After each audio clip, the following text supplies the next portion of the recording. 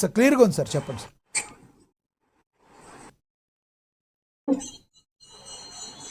లక్ష్మీనాథ్ గారు నమస్తే. Panel members అందరికి నమస్కారం. నా వాయిస్ క్లియర్ గా ఉందా, వినపడుతుందా? క్లియర్ గా ఉంది, చెప్పండి సార్. క్లియర్ గా ఉంది. ఓకే. వైఎస్ఆర్ కాంగ్రెస్ పార్టీ మొన్న అమరావతికి సంబంధించినటువంటి పెనమాక, ఉండవల్లి, ఎర్రబాలెం ఈ రైతులకు సంబంధించినటువంటి సమస్యల మీద రైతు పరిరక్షణ కమిటీ పేరుతో అమరావతిలోకి వెళ్లాలనేటువంటిది వైఎస్ఆర్ కాంగ్రెస్ పార్టీ నాయకులు చేసినటువంటి ప్రయత్నం. వైఎస్ఆర్ కాంగ్రెస్ పార్టీ నాయకులుగా ఉన్నటువంటి అమ్మటి రాంబాబు, దేవినేని అవినాష్, లేళ్ల అప్పిరెడ్డి, పేరు నాని, ఈ విధంగా వైఎస్ఆర్ కాంగ్రెస్ పార్టీ నాయకులందరూ ప్రయాణమై వెళ్ళారు. రైతు పరిరక్షణ కమిటీలో రైతులైతే ఊర్లేరు. ఈ విధంగా వెళ్ళేటువంటి క్రమంలో అమరావతికి సంబంధించినటువంటి కొంతమంది రైతులు వీళ్ళని అడ్డుకున్నారు ఉండవల్లి సెంటర్లో. ఎందుకు అడ్డుకున్నారు, కారణం ఏంటి అని అంటే, వైఎస్ఆర్ కాంగ్రెస్ పార్టీ 2015 నుంచి ఇప్పటి వరకు రాష్ట్ర రాజధాని అమరావతికి వ్యతిరేకంగా ఉంది, వ్యతిరేకంగా మాట్లాడుతోంది, వ్యతిరేకమైనటువంటి ప్రచారాలు చేసింది. అక్కడ శ్మశానం అనేది అడివని, అక్కడ తొవితే నీళ్లు వస్తాయని, మునిగిపోద్దని, కట్టడాలకు పనికిరాదని, ఇలాగ అనేకమైనటువంటి ప్రచారాలు చేసింది. వాళ్ళు అధికారంలోకి వచ్చే ముందు 2019లోనేమో మేము ఇక్కడే అమరావతి ఉంటుందని చెప్పారు. ఆ తర్వాత 3 రాజధానులని 3 ముక్కలాట ఆడి రాష్ట్రానికి సంబంధించినటువంటి మొత్తము రైతులకు సంబంధించినటువంటి మనోభావాలను దెబ్బతీసినటువంటి పరిస్థితి ఉంది. కొన్ని 3 రాజధానులు ఏమైనా కట్టారంటే అది లేదు, వాళ్ళు వల్ల కాలేదు. 2024 ఎన్నికల తర్వాత అయినా సరే, ఇప్పుడైనా సరే, ఇప్పుడు రాజధాని అమరావతికి చట్టబద్ధత వస్తుంది. పార్లమెంట్ లో అక్కడ మన విభజన చట్టాన్ని సవరణ చేసుకొని చట్టబద్ధత కూడా అమరావతికి కల్పించుకోవడం అనేది జరిగింది. ఇప్పుడు కూడా వైఎస్ఆర్ కాంగ్రెస్ పార్టీ మాదిగన్ అనేటువంటి ఒక ప్రతిపాదన జగన్మోహన్ రెడ్డి తీసుకురావటం, ఇవన్నీ కూడా కొంత జనంలో నవ్వు తెప్పించేటువంటి విధంగా తయారైనటువంటి వ్యవహారం. తర్వాత మొన్న రైతులు వెళ్ళినటువంటి క్రమంలో పెనమాక రైతులు, ఇతర ఎర్రబాలెము, అదే విధంగా తాడేపల్లి, వీటికి సంబంధించినటువంటి రైతులు కొంతమంది వెళ్ళి మా భూముల్ని బలవంతంగా లాక్కునేటువంటి ప్రయత్నం చేస్తున్నారు అనేటువంటి విధంగా జగన్మోహన్ రెడ్డితో మాట్లాడినటువంటి క్రమంలో జగన్మోహన్ రెడ్డి చేసినటువంటి వ్యాఖ్యలు కూడా మరింత వివాదాస్పదంగా మారాయి. అమరావతికి సంబంధించినటువంటి ఎవరైతే రైతులు ఇచ్చారో వాళ్ళకి ఇష్టం లేకపోతే తిరిగి ఆ భూములు వాళ్ళకి వెనక్కి ఇచ్చేస్తాం మేము అధికారంలోకి వస్తే అని ప్రకటించాడు జగన్మోహన్ రెడ్డి. అంటే వీళ్ళు మళ్ళీగిన అధికారంలోకి వస్తే అమరావతి అనేటువంటి రాజధాని ప్రాంతానికి, అమరావతికి వ్యతిరేకం అనేటువంటి దాన్ని చాలా స్పష్టంగా ప్రకటించి భూములు మీకు ఇష్టం లేకపోతే వెనక్కి ఇచ్చేస్తాం రైతులకి అనేటువంటి విధంగా మాట్లాడినాడు. ఆల్రెడీ నిర్మాణాలు జరుగుతున్నాయి, చట్టబద్ధత వచ్చింది, ఇవన్నీ వచ్చిన తర్వాత భూములు వెనక్కి ఇస్తామని ఇలాంటి మాటలు మాట్లాడేటువంటి వైఎస్ఆర్ కాంగ్రెస్ పార్టీ ఏ ముఖం పెట్టుకొని రైతుల్ని మేము పరిరక్షిస్తాం, రైతుల్ని కాపాడతాం అని అక్కడికి వెళ్ళేటువంటి క్రమంలో ఖచ్చితంగా వాళ్ళు అడుగుతారు, మీరు ప్రస్తుతం చేయాల్సినటువంటి పని ఏంది? అమరావతికి సంబంధించినటువంటి విషయంలో నిర్మాణాలు జరుగుతున్నాయని ఒప్పుకుంటున్నారు మీరే, ఎందుకు అని అంటే అక్కడ అవినీతి జరుగుతుంది, లేకపోతే ఒక స్క్వేర్ ఫీట్ కి 4,000 5,000 అయితే 20,000 స్క్వేర్ ఫీట్ కి ఖర్చు చేస్తున్నారు అనేటువంటి విధంగా ఆరోపణలు చేస్తున్నారు. ప్రతిపక్ష పార్టీగా ఈ విధమైనటువంటి ఆరోపణలు చేయటం అనేటువంటి మీకు హక్కు, అధికారం ఉంటుంది. కానీ ఇప్పుడు నిర్మాణం జరిగేటువంటి క్రమంలో అసలు అమరావతి అనేటువంటి దాన్ని భవిష్యత్తులో మళ్ళీ వస్తే మేము అమరావతిని కొనసాగించబోనేటువంటి సంకేతాలు ఇస్తూ ఇప్పుడు రైతుల్ని పరిరక్షిస్తాం, రైతుల సమస్యల మీద మాట్లాడతామనంటే మీరు దురుద్దేశపూర్వకంగా అమరావతికి వెళ్తున్నారు అనేటువంటిది అందరిలో వచ్చేటువంటి అంశం. ఈ విధమైనటువంటి దురుద్దేశంతో మీరు వెళ్ళి ఏం చేస్తారు?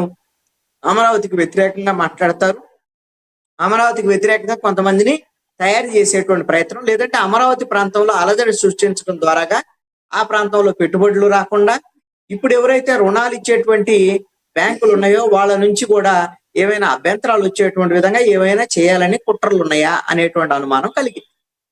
దీనికి అందుకనే రైతులు మీరు అమరావతికి వ్యతిరేకమా అనుకూలమా అని చెప్పి మీరు అమరావతి ప్రాంతంలోకి రండి అని వాళ్ళు అడిగారు. దీన్ని అవకాశంగా వాడుకున్నది తెలుగుదేశం పార్టీకి కూడా. అక్కడ రైతులతో పాటు తెలుగుదేశం పార్టీకి సంబంధించిన నాయకులు కూడా ఉన్నారు. వైఎస్ఆర్ కాంగ్రెస్ పార్టీ వాళ్ళు మీరు రావడానికి వీల్లేదనేటువంటి విధంగా అడ్డుకోవటం వ్యవహారం ఇవన్నీ కూడా జరిగాయి. రైతులు అడ్డుకోవటాన్ని ఖచ్చితంగా ఆ విధంగా అడగటాన్ని నేనైతే తప్పు పట్టలేను. ఖచ్చితంగా రైతులు అడుగుతారు అనేటువంటిది అనుకుంటున్నాను. కానీ ఈ విధంగా వైఎస్ఆర్ కాంగ్రెస్ పార్టీకి సంబంధించినటువంటి నేతలు వచ్చినటువంటి క్రమంలో దాడులు జరిగేటువంటి విధంగా, రాళ్లు వేసేటువంటి విధంగా, వాళ్ళని అక్కడ ఉద్రిక్త వాతావరణం నెలకొనేటువంటి విధంగా ఉంటే దాన్ని అదుపు చేయాల్సినటువంటి బాధ్యత ఎవరిది? పోలీసులది, ప్రభుత్వానికి. అంటే అసలు వాళ్ళు అక్కడికి రాకుండా చూసుకోవాలి ముందే, వాళ్ళని వాళ్ళ ఇంటి దగ్గర ఆపటమా? లేదు అని అంటే దీనికి సంబంధించినటువంటి విషయంలో వాళ్ళు అక్కడ రైతుల దగ్గరికి వెళ్ళటానికి ఏమైనా అభ్యంతరం లేకుండా ఏర్పాట్లు చేయటమా? ఈ రెండు ఉండాలి. ఈ రెండు లేకుండా అక్కడ ఘర్షణ జరిగిన తర్వాత అక్కడ తెలుగుదేశం వాళ్ళు కూడా చేరి కొంతమంది రాళ్ళేసి ఈ విధంగా ఘర్షణ జరిగిన తర్వాత వాళ్ళందరూ అమరావతి మీదకి వచ్చారు, అమరావతి ఈ విధంగా వ్యతిరేకంగా వచ్చారు, అందుకని కొంతమంది రాళ్ళు వేశారు. ఇది భావ ప్రకటన స్వేచ్ఛ. అప్పుడు వైఎస్ఆర్ కాంగ్రెస్ పార్టీ అధికారంలో ఉన్నప్పుడు వాళ్ళు కూడా చంద్రబాబు నాయుడు అమరావతికి వెళ్ళినప్పుడు చంద్రబాబు నాయుడు బస్సు మీద చెప్పులు రాళ్ళు వేశారు కదా, అప్పుడు భావ ప్రకటన స్వేచ్ఛ అన్నాడు కదా డీజీపీ. మరి ఇప్పుడు ఇది కూడా భావ ప్రకటన స్వేచ్ఛ అని మాట్లాడుతున్నారు. అదే విధంగా తెలుగుదేశం పార్టీ ఆఫీస్ మీద వైఎస్ఆర్ కాంగ్రెస్ పార్టీ అధికారం ఉన్నప్పుడు దాడి జరిగినటువంటి క్రమంలో అప్పుడు మా అభిమానస్తులకు బీపీ వచ్చింది అందుకని దాడి చేశారని జగన్మోహన్ రెడ్డి అన్నాడు. ఇప్పుడు మా తెలుగుదేశం వాళ్ళ కార్యకర్తలకు కూడా బీపీ వచ్చిందని చెప్తున్నారు. నేను ఇప్పుడు తెలుగుదేశం వాళ్ళని అడిగేది ఏంటి అంటే, వైఎస్ఆర్ కాంగ్రెస్ పార్టీ ఆ రోజున అలా చెప్పింది కాబట్టి దాడుల్ని భావ ప్రకటన స్వేచ్ఛని, నిరసనల పేరుతో దాడులు చేయటాన్ని, అదే విధంగా బీపీ వచ్చిందనేటువంటి పేరుతో తెలుగుదేశం పార్టీ ఆఫీస్ మీద చంద్రబాబు నాయుడు ఇంటి మీద దాడి చేసిన క్రమాన్ని అందరూ రాష్ట్రంలో ఉండే ప్రజలందరూ వ్యతిరేకించారు. ప్రజాస్వామిక వందల అందరూ వ్యతిరేకించారు. నేను కూడా బలంగా వ్యతిరేకించాను ఆ రోజున. ఈ రోజున ఉండవల్లి సెంటర్ లో వైఎస్ఆర్ కాంగ్రెస్ పార్టీ నేతల మీద జరిగినటువంటి దాడి కూడా అప్రజాస్వామికమైనటువంటిది. దీనికి బాధ్యత అధికారంలో ఉండేటువంటి తెలుగుదేశం పార్టీ వహించాలి. తెలుగుదేశం పార్టీ ఈ రోజున ప్రతిపక్షంలో లేదు, అధికారంలో ఉంది. మీ బాధ్యత ఎవరైనా ఒకవేళ అల్లర్లు సృష్టించేటువంటి ప్రయత్నం చేస్తే అదుపు చేసేటువంటి వ్యవహారం పోలీసులది తప్ప మీరెళ్ళి మేము దాడులు చేస్తాం, మేము రాళ్ళు వేస్తాం, వాళ్ళు వస్తే మేము దాడులు చేయమా అనేటువంటి విధంగా మాట్లాడటం ఇది ఖచ్చితంగా తప్పు. ఇది వైఎస్ఆర్ కాంగ్రెస్ పార్టీ ఖచ్చితంగా గొడవలు జరగాలని కోరుకున్నదే, తెలుగుదేశం గొడవలు చేసింది అక్కడ. కాబట్టి వైఎస్ఆర్ కాంగ్రెస్ పార్టీ వేసినటువంటి ట్రాప్ లో తెలుగుదేశం వాళ్ళు పడ్డారు అనేటువంటి చాలా స్పష్టంగా అర్థమవుతున్నటువంటి అంశం. ఈ విషయంలో కూటమి ప్రభుత్వం ఒకసారి పునరాలోచించుకోవాలి. వైఎస్ఆర్ కాంగ్రెస్ పార్టీ వాళ్ళ మీనే కేసులు పెట్టారు. అయితే ఏదైతే అంబటి రాంబాబు గారు ఉన్నారో వైఎస్ఆర్ కాంగ్రెస్ పార్టీ వాళ్ళే. కృష్ణాంజలి గారు ఏదైతే అంబటి రాంబాబు గారు ఉన్నారో ఆయన పోలీసుల మీద ఇలా తోసినట్టుగా కూడా అక్కడ కొన్ని వీడియోలు మనం చూస్తున్నాం. మరి దాన్ని ఎలా చూడాలంటారు? ఏమండి, ఒక ఘర్షణ జరిగేటప్పుడు 10 మంది ఉన్నప్పుడు వాళ్ళు వీళ్ళు తోసుకుంటారు.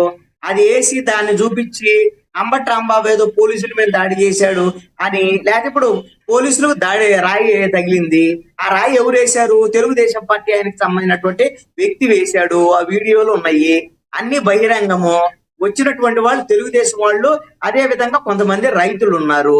ఈ విషయంలో ఇప్పుడు వైఎస్ఆర్ కాంగ్రెస్ పార్టీ వాళ్ళ మీద కేసులు పెట్టి మీకు అధికారం ఉంది, పోలీసులు మీ దగ్గరే ఉన్నారు, మీరు కేసులు వైఎస్ఆర్ కాంగ్రెస్ పార్టీ వాళ్ళ మీద పెడితే తెలుగుదేశం వాళ్ళకి బాగుంటుంది. అద్భుతంగా ఉంది, వైఎస్ఆర్ కాంగ్రెస్ పార్టీ వాళ్ళ మీద కేసులు పెట్టారు. వైఎస్ఆర్ కాంగ్రెస్ పార్టీ వాళ్ళకి ఏమైతే కేసులు పెడితే మీ పిచ్చి కేసులు ఏమన్నా అయిద్దా? వాళ్ళు ఏమైనా జైలుకు పోతారా, లేకపోతే ఇంకేమన్నా అయిద్దా? మీరు మంచి కేసులు చాలా ఉన్నాయి, వాటిల్లో ఆ కేసులు ఏం పెట్టట్లేదు, అవి లేవు. ఇదిగో తోశాడు, ఇదిగో నెట్టాడు, ఇదిగో అలా అన్నారు, ఇలా అన్నారు, ఇవన్నీ పిచ్చి వ్యవహారాలు తప్ప ఇంకొకటి కానే కాదు. ఈ రోజున వైఎస్ఆర్ కాంగ్రెస్ పార్టీ వాళ్ళ మీద వాళ్ళు వచ్చారు, వాళ్ళు గొడవ పెట్టడానికి వచ్చారు, గొడవ జరగాలని కోరుకున్నారు, గొడవ జరిగింది. తెలుగుదేశం వాళ్ళు రైతులు కలిసి గొడవ చేశారు, రాళ్ళు వేసారు. రాళ్ళు వేసిన తర్వాత ఇప్పుడు వైఎస్ఆర్ కాంగ్రెస్ పార్టీ వాళ్ళ మీద కేసులు పెట్టారు. నేను తప్పని చెప్తున్నాను. నేనంటే ప్రజాస్వామికవాదిగా ఖచ్చితంగా ప్రజలు న్యూట్రల్ గా ఉండేటువంటి పీపుల్ ఈ విధంగా ఒకవైపున కేసులు ఎలా పెడతారు? మీరు కనీసం 2 వైపులన్నా కేసులు పెట్టాలి కదా, అది కూడా లేదు.